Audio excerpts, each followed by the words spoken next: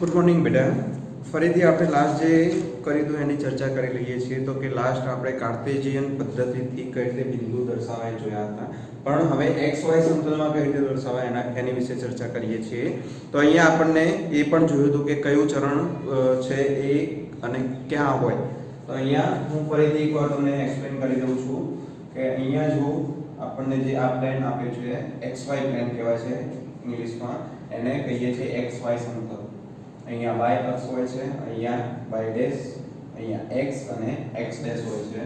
તો જે આ આપણને આપેલું છે કે x અને y ની વચ્ચેનું સમતલ જે છે એને આપણે કહીએ છીએ x and y ની વચ્ચેનું જે સમતલ છે એને આપણે ફર્સ્ટ ક્વોડ્રન્ટ એટલે કે પ્રથમ ચરણ કહીએ છીએ. પછી અહીંયા y અને x ડેશ અથવા તો કે x ડેશ અને y ની વચ્ચેનું જે છે એને આપણે સેકન્ડ ક્વોડ્રન્ટ એટલે કે દ્વિતીય ચરણ કહીએ છીએ. ફરીથી હવે x ડેશ અને y ડેશ નું જે છે એને તૃતીય ચરણ કહેવાય છે, થર્ડ ક્વોડ્રન્ટ કહીએ છીએ ઇંગ્લિશમાં એને. ક્વોડ્રન્ટ એટલે ચરણ. હવે અહીંયા x છે, અહીંયા y ડેશ છે, તો x and y ડેશ છે એ આપણું કયું છે ફોર્થ ક્વોડ્રન્ટ એટલે કે ચતુર્થ ચરણ કહેવામાં આવે છે. હવે એમાં કયા કયા બિંદુઓ હોય તો અહીંયા આગળ હું તમને બતાવી દઉં છું. આ જે છે એ આપણું ફર્સ્ટ ક્વોડ્રન્ટ છે, એમાં હંમેશા બંને પ્લસ પ્લસ વાળા બિંદુઓ આવે છે. અહીંયા આપણને ખ્યાલ છે આ કેવા છે x છે અને આ છે y.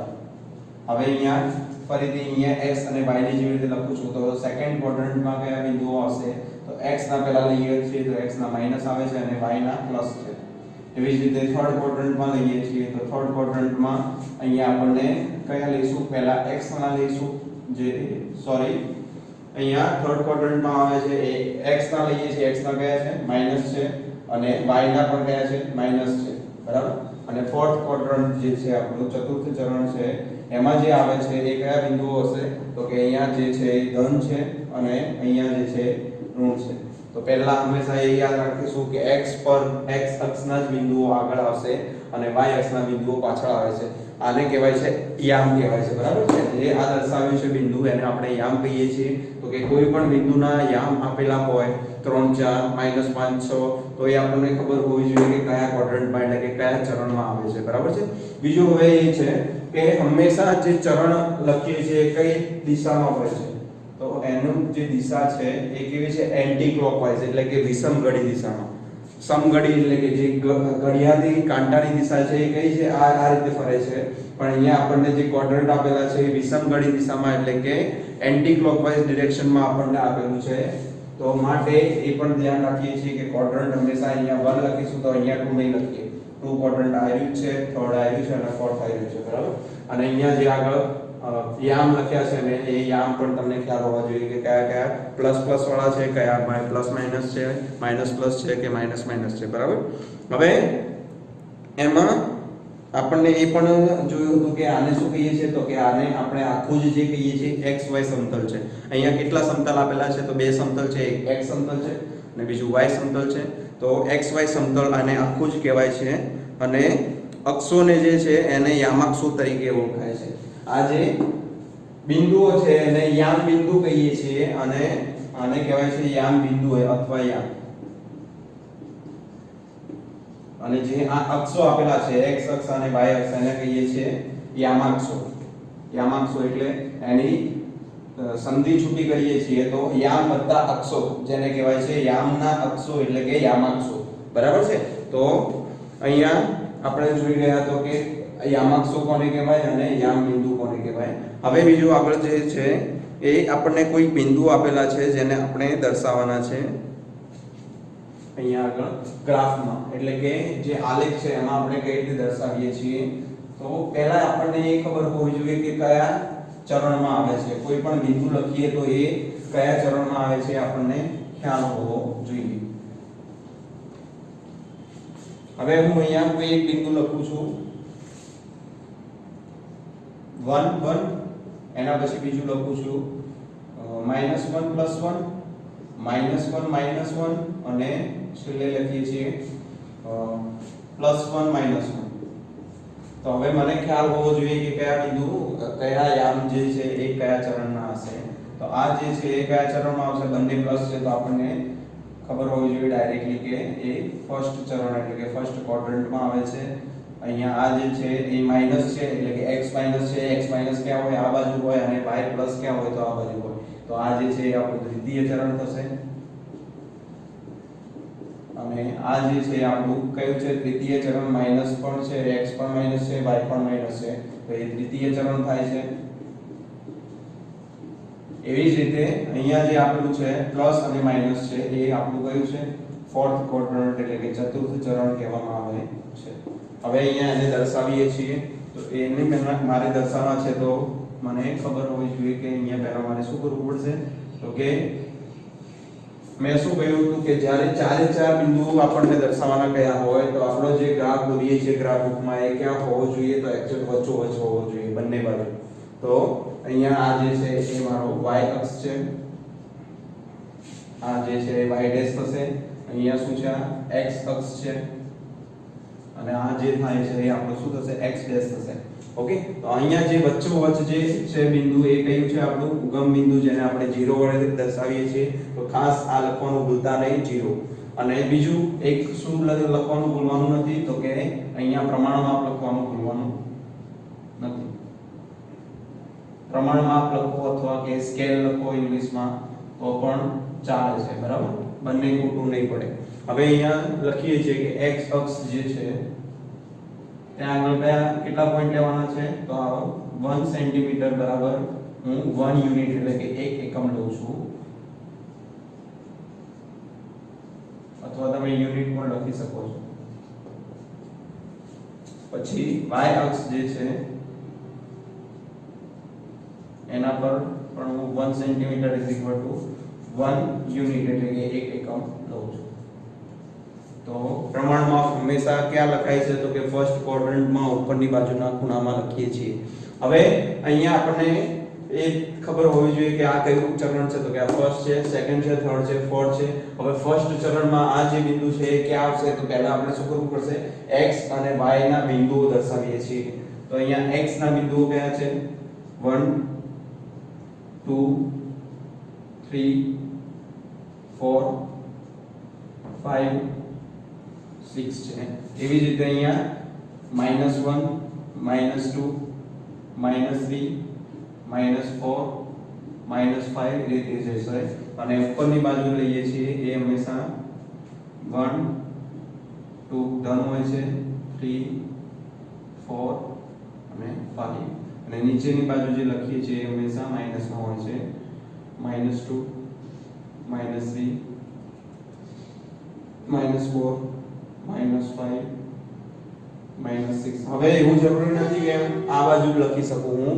આ જે y અક્ષ છે એની જમણી બાજુ પણ તમે લખી શકો છો આ બિંદુઓ. એવી જ રીતે આને નીચે લખે એવું જરૂર નથી અને ઉપરની બાજુ પણ લખી શકો છો.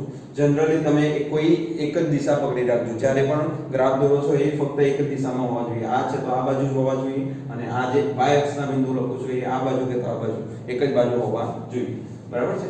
જનરલી એ બિંદુ આ બાજુ લખાય છે, મેં અત્યારે આ બાજુ લખ્યા છે. બરાબર છે? જનરલી તમે જે બિંદુ લખો છો એ આ બાજુ જ લખજો. ઓકે. હવે અહીંયા મારે શું દર્શાવવું છે? ફર્સ્ટ ક્વોડ્રન્ટમાં એટલે કે પ્રથમ ચરણમાં મારે 1 1 દર્શાવવું છે. તો ક્યાં આગળ છે? 1 1 જે છે એ અહીંયાથી x અક્ષની બિંદુ જોવાનું છે. x અક્ષ પર એક બિંદુ ક્યાં છે? અહીંયા. અને y અક્ષ પરનું એક બિંદુ ક્યાં છે? તો એ અહીંયા છે. તો ત્યાંથી હવે મારું જે બિંદુ મળે છે એ કયું હશે? તો કે એ બંનેને છેદતી તમારે ઊભી ગ્રાફમાં તમને લાઈનો આપેલી છે એટલે જેથી તમને ચોક્કસ ખ્યાલ આવશે. બરાબર છે? અહીંયા આગળ કોઈ લાઈન નથી આપેલી, બોક્સ નથી દોરેલા માટે આપણને ક્લિયર નથી ખબર પડતી. પણ અહીંયાથી આપણે લખી શકીએ કે અહીંયા 1 છે તો એની એક્ઝેક્ટ ઉપર અહીંયા જે 1 આવે છે એની એક્ઝેક્ટ સામે જે બિંદુ મળે છે એ કયું છે? મારું 1 1 બિંદુ છે.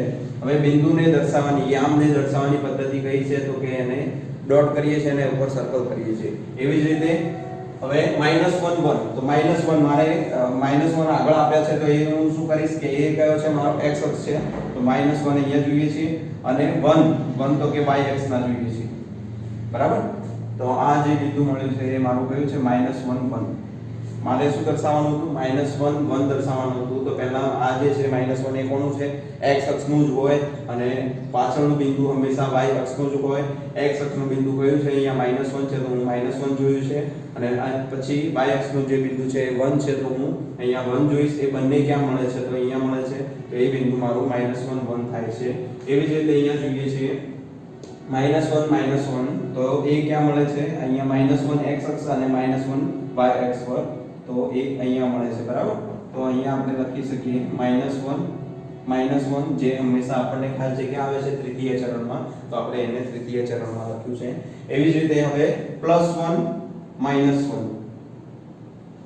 -1 જે છે અને -1 છે એ કયા ચરણમાં આવશે તો એ આપણે લખ્યું છે ચતુર્થ ચરણમાં આવે છે એટલે કે ફોર્થ ક્વોડ્રન્ટમાં આવે છે તો અહીંયા સુધી ખ્યાલ આવી ગયો જો ચારે ચાર બિંદુ દર્શાવવાના કયા હોય તો હંમેશા આપણે ગ્રાફ કઈ રીતે દોરીએ છીએ તો કે એક્ઝેક્ટ વચ્ચે દોરીએ છીએ ગ્રાફ બુકમાં હવે જે આપણું પેજ આપેલું હોય છે ને એ એક્ઝેક્ટ વચ્ચે દોરીશું અને હવે જો કોઈ એક જ ચરણના બિંદુ આપેલા હોય દાખલા તરીકે મને બધા જ તૃતીય ચરણના બિંદુઓ બધા જ બિંદુઓ અહીંયા માઈનસ વાળા આપેલા છે તો શું કરીશ તો હું અહીંયા આગળ આ જે ગ્રાફની જે આ લાઈન દોરી છે x અક્ષ અહીંયા દોરીશ અને y અક્ષ જમણી બાજુ દોરીશ બરાબર છે કેમ કારણ કે અહીંયા આગળ આપણને ખબર છે બધા જ બિંદુઓ આવશે બરાબર તો જે દોરીએ છીએ એને ઉપર લઈ જવાનું અને આ બાજુ હોય એને આ બાજુ લઈ જવાનું છે બરાબર અને ફરીથી આ ચરણમાં હોય તો આ બધું આ બાજુ લઈ જઈએ આ ઉપર લઈ જઈશું x અક્ષને અને y અક્ષને આ બાજુ દોરીશું બરાબર છે કેમ કારણ કે કદાચ વધારે મોટા બિંદુઓ આપેલા હોય અને એ સમય નહીં તો એ તમે દોરી શકો છો અથવા બીજું એક એ કરી શકો છો કે જ્યારે પણ વધારે પડતી મોટી કિંમત મળે છે વધારે પડતા મોટા યામ આપેલા હોય તો આપણે શું કરીએ છીએ આ જે એનું જે પ્રમાણ માપ છે એ બદલી નાખીશું 1 સેન્ટીમીટર બરાબર શું કરી નાખવાનું 2 કરી નાખવાનું 2 એકમ કરી નાખવાનું એટલે કે અહીંયા સીધા આપણે 2 4 6 8 એ રીતે લખીશું બરાબર છે પણ અહીંયા શું આવશે માઈનસ છે તો -2 -4 -6 એ રીતે લખીએ છીએ બરાબર તો અહીંયા તમે પ્રમાણ માપ બદલશો એ પ્રમાણે અહીંયા આગળ જે આ માપ લખેલા છે એ બદલાઈ જાય છે એવું કરવાથી શું થશે તો કે વધારે પડતા મોટા બિંદુઓ આપેલા હોય વધારે પડતા મોટા યામ આપેલા હોય દાખલા તરીકે મારે અહીંયા 1002 અને 1000 દર્શાવવું છે તો કઈ રીતે દર્શાવીશ હવે મને ખબર છે 1002 ક્યાં આવે છે તો 1002 એ x અક્ષ પર છે ધન છે તો એ અહીંયા આવશે અને y અક્ષ પર ધન છે તો કે 1001 અને 1000 છે એ બંને અહીંયા ધન છે તો આ ચરણમાં આવશે તો હું શું કરીશ આ જે બિંદુઓ છે એને શું કરીશ 100 વડે દર્શાવીશ એટલે કે 1 સેન્ટીમીટર બરાબર 100 એકમ લઈ લઈશ બરાબર છે તો અહીંયા હું શું કરીશ 100 એકમ લઈશ તો અહીંયા જે મળે છે અહીંયા 100 લખીશ 200 300 400 500 એ રીતે લખીશ બરાબર છે અથવા 50 50 પણ તમે લઈ શકો છો તો કે 50 100 150 200 250 300 એ રીતે લખી શકો છો બરાબર ખ્યાલ આવી ગયો અહીંયા સુધી હવે આગળ જોઈએ છે કેટલાક બિંદુઓને નિર્દેશ કરીને જેથી તમને વધારે આઈડિયા આવે છે હું આ જ ગ્રાફનો ઉપયોગ કરું છું તમારે એવું કરવાનું નથી તમે અલગ અલગ ગ્રાફ દોરવાના છે જ્યારે પણ ક્વેશ્ચન આપેલા હોય તો એને આધારે તમારે બધા જ અલગ અલગ ગ્રાફ દોરશો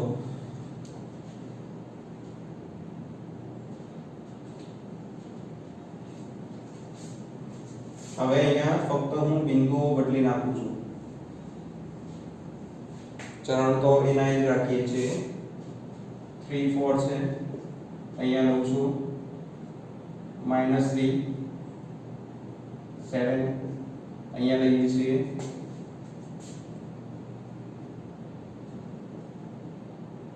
-4 અહીંયા લઉં છું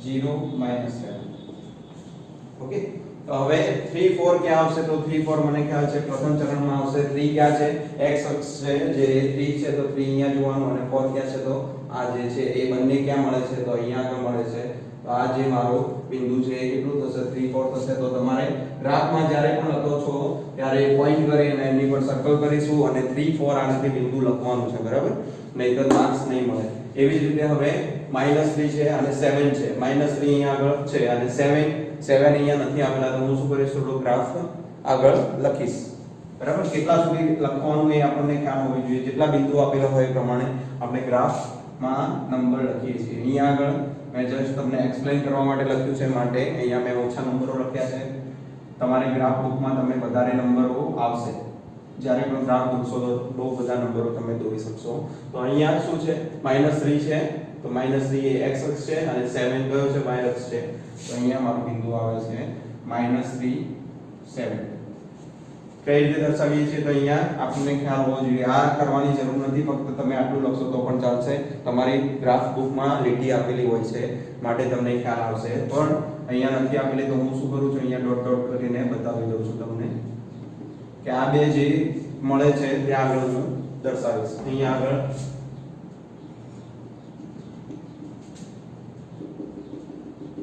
બરાબર છે. એવી જ રીતે આ જે છે -4 હવે એવું જરૂરી નથી કે અહીંયા આગળ એક જ જેવું ના લઈ શકીએ. x છે અને y છે, પણ આના જેવું બિંદુ બીજું એક નહીં મળે આપણને. અહીંયા જે -4 અને -4 આવતું હોય એવું બીજું એક બિંદુ xy સમતલમાં નહીં મળે. બરાબર છે. તો -4 ક્યાં છે? તો -4 અહીંયા આવે છે અને આ જે છે એ અહીંયા આવે છે. તો આ જે બિંદુ જે થશે એ મારું કયું થશે? -4 બિંદુ થશે. x અને y સરખા હોઈ શકે છે, પણ એના જેવું બિંદુ બીજું કોઈ મળતું નથી. કેમ? કારણ કે હંમેશા દરેક બિંદુ એ કેવું છે? અનન્ય છે, એટલે કે એક અને માત્ર એક જ હોય છે. હવે અહીંયા ચતુર્થ ચરણમાં લખવાનું છે મારે. ચતુર્થ ચરણમાં 0 -7 છે. હવે આ ચતુર્થ ચરણમાં આવે છે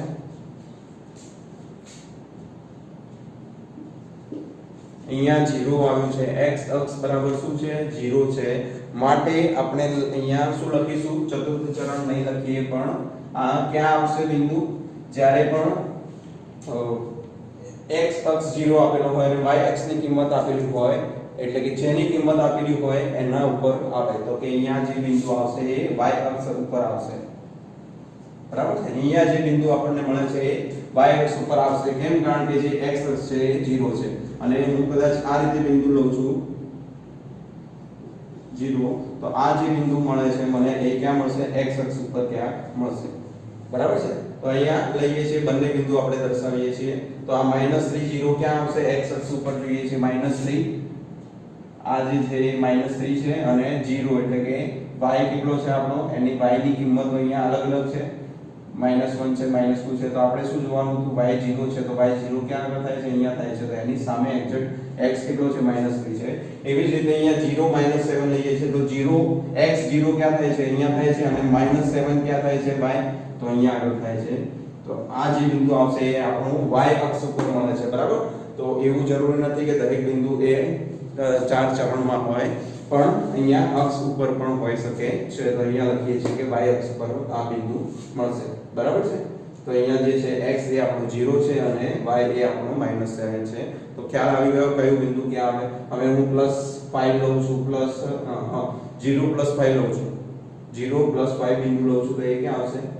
એ અહીંયા આવશે. હવે હું -3 0 આપણે જોઈ લીધું કે આ અક્ષ પર x ડેશની બાજુમાં કયું આવશે? તો એ આર્યો આવશે. અને અહીંયા આગળ કોઈ એક લઈ લઈએ છે તો કે 4 0 એટલે કે y x4 છે, તો x4 અહીંયા આગળ છે અને y0 ક્યાં છે? અહીંયા છે. તો એની એક્ઝેક્ટ સામેનું બિંદુ કયું થશે? આ થશે. બરાબર.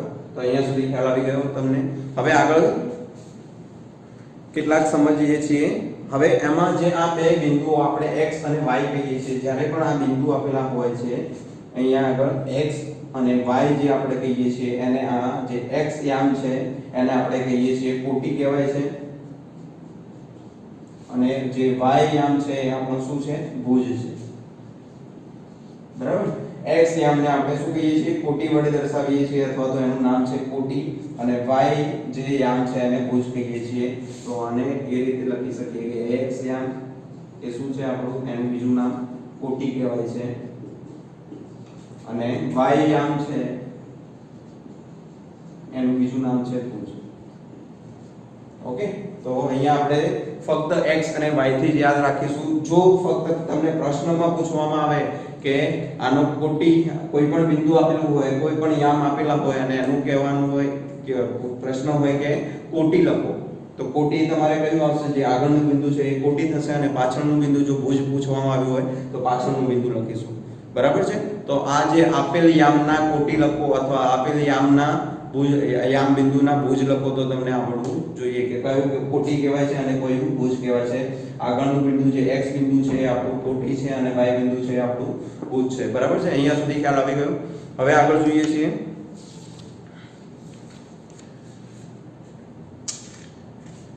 હવે યામ કઈ રીતે લખીશું? હવે આપણને બિંદુઓ નથી આપેલા, યામ બિંદુઓ આપણે લખવાના છે અને એનું ચરણ લખવાનું છે. તો એ કઈ રીતે લખીએ છીએ એ જોઈએ.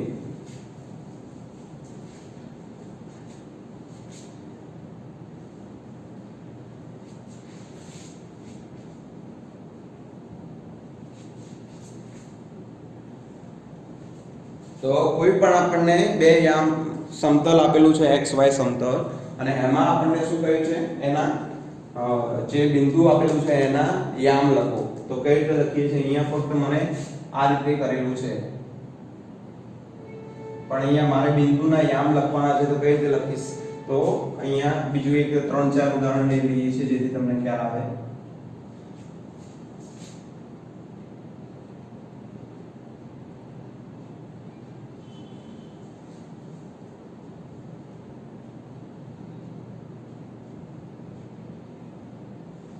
હવે મને અહીંયા કહ્યું છે કે એના યામ લખો અને એનું ચરણ લખો. તો આ જે બિંદુ છે એ કયું છે બિંદુ? તો અહીંયા આપણે શું કરવાનું છે? એની સામે x અક્ષ પર જોવાનું છે અને એની સામે y અક્ષ પર જોવાનું છે. પહેલા ક્યાંથી જોઈશું? આપણે હંમેશા x અક્ષ પહેલા આવે છે માટે x અક્ષ પર જ જોઈશું. તો x અક્ષ પર કેટલું છે? 2 છે તો 2 લખીએ છીએ. અને y અક્ષ પર કેટલું છે? તો કે એ પણ 2 ની સામે છે તો 2 લખીએ છીએ. જેની સામે હોય એ અહીંયા લખીશું. એવી જ રીતે અહીંયા આગળ કેટલા છે? તો અહીંયા હું જોઈ શકું છું કે -3 ની ઉપર છે. તો x અક્ષ કેટલો થશે? મારો -3 થશે. અને y અક્ષ કેટલો છે? તો કે 5 ની સામે છે તો અહીંયા 5 લખું છું. તો એ જે છે આપણને પૂછવામાં આવ્યું કે એનું ચરણ પણ લખો. તો આ જે છે ચરણ ક્યાં આવશે? પ્રથમ ચરણમાં આવે છે, આ દ્વિતીય ચરણમાં આવે છે. હવે અહીંયા લઈએ છીએ આ જે -4 ની એક્ઝેક્ટ નીચે છે અને અહીંયા -7 ની એક્ઝેક્ટ સામે છે તો -7 લઉં છું. તો બંને માઈનસ વાળા છે માટે ક્યાં આવશે? દ્વિતીય ચરણમાં આવશે. એવી જ રીતે આ જે બિંદુ છે એ એક્ઝેક્ટ ક્યાં છે? પહેલા આપણે 6 જોઈશું. અહીંયા કેમ? કારણ કે x અક્ષ જોવાનો છે માટે. તો અહીંયા 6 છે અને અહીંયા -5 ની સામે છે તો અહીંયા -5 લઉં છું. ઓકે, અહીંયા આગળથી તમે લખી શકો કે કયું બિંદુ, આ બિંદુના યામ કયા કયા છે અને કયા ચરણમાં આવે છે. આને બે રીતે કહી શકીએ છીએ. આ જે છે એને x યામ પણ કહેવાય છે અને કોટી પણ કહેવાય છે. અને જે આપણો y યામ, આ જે પાછળનો જે નંબર છે એને y યામ કહીએ છીએ અને એને ભુજ કહીએ છીએ. બરાબર છે? કોટી અને ભુજ. અહીંયા સુધી ખ્યાલ આવી ગયો. હવે આગળ જોઈએ છીએ સ્વાધ્યાય 3.2 આપણને આપવામાં આવ્યું છે. તો કે સ્વાધ્યાય 3.2 પર કયા કયા બિંદુઓ આવશે? અથવા તો એક બીજું એ પણ બાકી છે કે તમને પૂછવામાં આવ્યું કે ઉગમ બિંદુના યામ લખો. ઉગમ બિંદુના જે યામ છે એ કેટલા થશે? તો હંમેશા ઉગમ બિંદુના યામ કયા થાય છે? 0 0. બરાબર છે? અહીંયા આપણે 0 દર્શાવીએ છીએ પણ યામ પૂછવામાં આવે તો અહીંયા ફક્ત 0 નહીં લખીએ. કેમ? કારણ કે આપણને યામ પૂછવાયા છે તો બંને યામ લખવા પડે છે. તો અહીંયા જે છે x યામ છે, આ જે છે y યામ છે. અહીંયા તમને આ ઢીંગલાનો ફોટો નથી આપ્યો તો ધ્યાન રાખીશું. બરાબર છે? અહીંયા શું છે? એક 0 છે અને અહીંયા પણ y યામ પણ 0 છે માટે 0 0 બિંદુ દર્શાવીએ છીએ. ઉગમ બિંદુના યામ લખવા હોય તો આપણે શું લખીશું? આ લખીશું. બરાબર છે? અહીંયા સુધી ખ્યાલ આવી ગયો. હવે આગળ જોઈએ છે સ્વાધ્યાય. આ પ્રકરણ એકદમ સરળ છે. ફક્ત તમારે એકવાર ધ્યાન રાખવાનું છે જેથી તમને સરળતાથી આવડી જશે. એકવાર સમજી જશો તો તમારે આગળ કરવાની જરૂર નહીં પડે. બરાબર છે? એક્ઝામ માટે પ્રિપેરેશન કરવાની પણ જરૂર નહીં પડે. ફક્ત તમે એકવાર ધ્યાન આપી દેવાનું, એકવાર જોઈ લેશો આરામથી તો તમને આવડી જશે. હવે સ્વાધ્યાય 3.2 છે જેમાં પહેલો ક્વેશ્ચન છે આપણને આપવામાં આવ્યો છે કે નીચેના દરેક પ્રશ્નના જવાબ આપો. યામ સમતલમાં કોઈ પણ બિંદુ દર્શાવવા ઉપયોગમાં લેવાતી સમક્ષિતિજ અને શિરોલંબ રેખાઓના નામ શું છે? તો સમક્ષિતિજ એટલે કે સમક્ષિતિજ કોને કહેવાય છે? તો જે આડી રેખા હોય છે એને સમક્ષિતિજ કહીએ છીએ અને શિરોલંબ એટલે કે એની ઉપર જે આપણે લંબ રેખા દોરીએ છીએ એને આપણે શિરોલંબ કહીએ છીએ. તો અહીંયા લખીશું ક્વેશ્ચન 1 માં ફર્સ્ટ માં છે સમક્ષિતિજ કઈ છે? એ x અક્ષ છે. જે આડી હોય એને આપણે સમક્ષિતિજ કહીએ છીએ એટલે કે x અક્ષને આપણે શું કહીશું? સમક્ષિતિજ કહીએ છીએ અને y અક્ષ જે છે એને શિરોલંબ કહેવાય છે. કેમ? કારણ કે એ x અક્ષને લંબ હોય છે માટે એને આપણે શું કહીએ છીએ? શિરોલંબ કહીશું અને જેને y અક્ષ કહીએ છીએ. હવે ક્વેશ્ચન નંબર 2 છે, આ બે રેખાઓથી બનતા સમતલના દરેક ભાગનું નામ શું છે? તો એનાથી જે સમતલ બને છે એ દરેક ભાગનું નામ શું છે? તો આપણને ખ્યાલ છે કે પ્રથમ ચરણ, દ્વિતીય ચરણ, તૃતીય ચરણ અને ચતુર્થ ચરણ આપણે નામ આપીએ છીએ. તો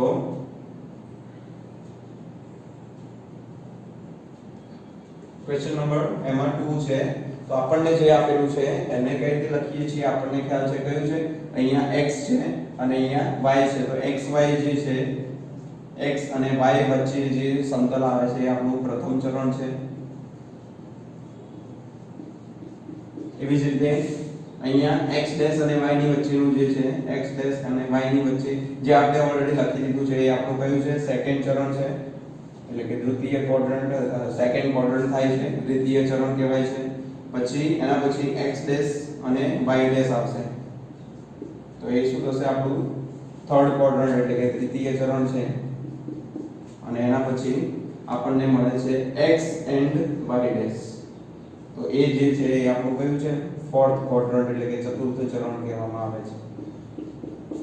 ઓકે, ક્વેશ્ચન નંબર 3 છે, એમાં આ બે રેખાઓ જ્યાં છેદે તે બિંદુનું નામ લખો. તો જ્યાં છેદે એ બિંદુ કયું છે? આપણને ખ્યાલ છે ક્યાં આગળ છેદે છે? એના ઉગમ બિંદુમાં છેદે છે, 0 0 પર છેદે છે. તો કે એને 0 0 પણ કહી શકીએ છીએ અથવા તો કે ઉગમ બિંદુ પણ કહેવાય છે. જનરલી આપણે પૂછવામાં આવે ક્વેશ્ચનમાં તો આપણે ઉગમ બિંદુ જ લખીશું. 0 0 એના યામ છે અને એના યામ કહેવાય અને એ બિંદુનું નામ શું છે? તો એ કયું છે? ઉગમ બિંદુ કહેવાય છે. બરાબર. હવે આકૃતિ 3.14 આપણને આપેલી છે અને એના પરથી આપણે નીચેના પ્રશ્નોના જવાબ લખવાના છે. તો અહીંયા જોઈએ છીએ હવે ક્વેશ્ચન નંબર 2 છે.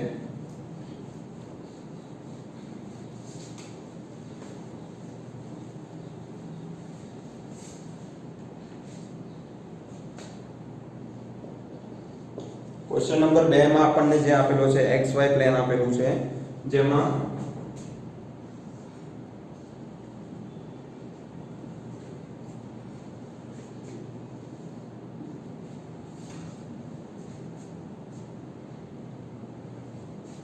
जीरो છે, 1 2 3 4 5 6 છે. અહીંયા 1 2 3 4 5 છે. આ છે આપણો y અક્ષ, આ છે આપણો x, આ y ડેશ છે અને આ x ડેશ છે. અહીંયા લખીએ છીએ -1 -2 -3 -4 -5 -6 -7. આ બાજુ -1 -2 -3 -4 -5 અને -6. બરાબર છે. હવે અહીંયા આપણને આપેલા છે કેટલાક બિંદુઓ, જે હું અહીંયા લખું છું. D બિંદુ આપણને આપેલું છે 6 2 પર. આ જે છે ત્યાં આગળ આપણને D બિંદુ આપેલું છે.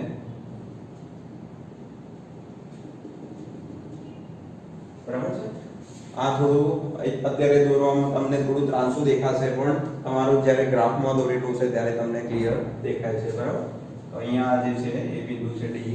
એના પછી L બિંદુ ક્યાં છે? તો એ અહીંયા L છે. એના પછી B બિંદુ છે, તો એ છે આપણું -5 2 પર. -5 2 પર અહીંયા B બિંદુ છે. પછી આગળ H બિંદુ જે છે એ -5 -3 પર છે. -5 -3 પર અહીંયા આગળ છે એ આપણું H બિંદુ છે, જેને આપણે ડોટ કરીને દર્શાવીએ છીએ. હવે એક M બિંદુ આપેલું છે, જે અહીંયા -3 પર આપેલું છે. પછી નીચે E બિંદુ આપેલું છે એ -3 -5 પર. E છે એ -3 -5 પર, એટલે કે અહીંયા આગળ છે.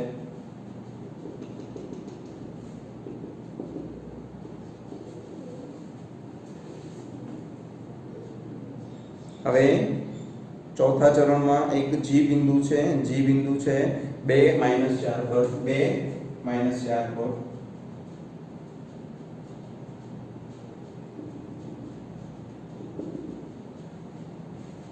આ છે G આપણું. અને એના પછી C બિંદુ છે 5 -5 પર. 5 5 5 પર ક્યાં આગળ મળે છે? અહીંયા આગળ મળે છે. તો આ જે છે આપણું સી બિંદુ છે. ઓકે, અને હવે આપણને પ્રશ્નો એના પરથી પ્રશ્નોના જવાબ લખવાના કયા છે. શું છે પ્રશ્નોના જવાબ? બિંદુ બી ના યામ લખો. બિંદુ બી ક્યાં છે? અહીંયા છે. એના યામ કેટલા થશે? આપણને પહેલા શું જોવાનું છે? તો x અક્ષ જોઈશું. x અક્ષના કેટલા છે? યામ -5 છે. તો અહીંયા લખીએ છીએ -5 અને 2. તો પહેલા પ્રશ્નનો જવાબ છે કે બી ના યામ કેટલા થશે? -5 2 થાય છે. સેકન્ડ છે. સેકન્ડમાં શું કહ્યું છે? તો બિંદુ સી ના યામ લખો. બિંદુ સી ક્યાં છે? ફોર્થ ક્વોડ્રન્ટમાં. ફોર્થ ક્વોડ્રન્ટમાં આગળ x પ્લસ હોય અને y માઈનસ હોય. તો અહીંયા 5 જોઈએ છે, અહીંયા -5 જોઈએ છે. તો એના યામ છે 5 5. પછી થર્ડ જે આપેલું છે -3 -5 દ્વારા દર્શાવતું બિંદુ લખો. -3 -5 દ્વારા. તો ક્યાં આગળ છે? -3 અને -5 એ આ બિંદુ છે. તો એ થર્ડ માં આપણો જવાબ આવશે. કયું છે? E. પછી ફોર્થ માં છે 2 4 વડે. 2 4 ક્યાં છે? 2 અને -4 લેવાના છે. તો આ જે છે રીતુ એ 2 4 છે. x પ્લસ છે તો x ના પ્લસ માં 2 અહીંયા છે અને -4 એટલે કે y -4 છે. તો એ અહીંયા છે. તો એ જે છે એ આપણું G બિંદુ છે. ફિફ્થ લઈએ છીએ. ફિફ્થ માં શું કહ્યું છે? બિંદુ D નો યામ લખો. બિંદુ D નો યામ કેટલો થાય છે? બિંદુ D ક્યાં છે? અહીંયા છે. એનો યામ કેટલો થાય છે? x અક્ષ 6 છે અને y 2 છે. તો 6 2 થાય છે. 6 માં જોઈએ છીએ બિંદુ H નો યામ લખો. બિંદુ H ક્યાં આગળ છે? અહીંયા આગળ છે. એમાં x કેટલા છે? -5 અને y -3. તો -5 -3 થશે. 7 માં શું છે? બિંદુ L ના યામ લખો. બિંદુ L ક્યાં આગળ છે? અહીંયા આગળ છે. એ y અક્ષ પર છે. તો એના બિંદુઓ કયા થશે? y અક્ષ જે અક્ષ આપેલો હોય એ અક્ષ આપણે લખીએ છીએ અને બાકીનો અક્ષ 0 કરીએ છીએ. તો y અક્ષ છે તો x અક્ષ 0 લખ્યો અને y અક્ષ કેટલો છે? 5 છે. બરાબર. હવે આગળ જોઈએ છીએ બિંદુ M ના યામ લખો. બિંદુ M ક્યાં આગળ છે? અહીંયા છે. તો અહીંયા x અક્ષ આપેલો છે -3 અને y અક્ષ કેટલો છે? આપણો 0 છે. જે અક્ષ આપેલો હોય એ અક્ષ લખવાનો, બાકીના આપણે 0 લખીએ છીએ. તો -3 અને 0 મળે છે. ઓકે, અહીંયા સુધી ખ્યાલ આવી ગયો. હવે અહીંયા સુધી આપણે રાખીએ છીએ. આગળનું નેક્સ્ટ ક્લાસમાં જોઈશું. ઓકે, આઈ હોપ કે અહીંયા સુધી તમને ખ્યાલ આવી ગયો હશે. સ્વાધ્યાય 3.2 સુધી કમ્પ્લીટ થઈ જાય છે. આગળ પણ કેટલાક એની આધારે જે બિંદુના યામ આપેલા હોય તે બિંદુનું નિરૂપણ કરવાનું છે. એ પણ આપણે અત્યારે શીખી લીધું છે. એને ફક્ત કેટલાક એના ઉદાહરણો દ્વારા આપણે જસ્ટ શીખીશું. બરાબર છે. અને એના પછી સ્વાધ્યાય 3.3 છે. એટલે કે નેક્સ્ટ ક્લાસમાં આપણું ચેપ્ટર અહીંયા કમ્પ્લીટ કરીએ છીએ. અને જે પણ બોર્ડ વર્ક કરાવું છું એ તમારે ક્લાસ નોટબુકમાં લખવાનું છે. Okay, thank you.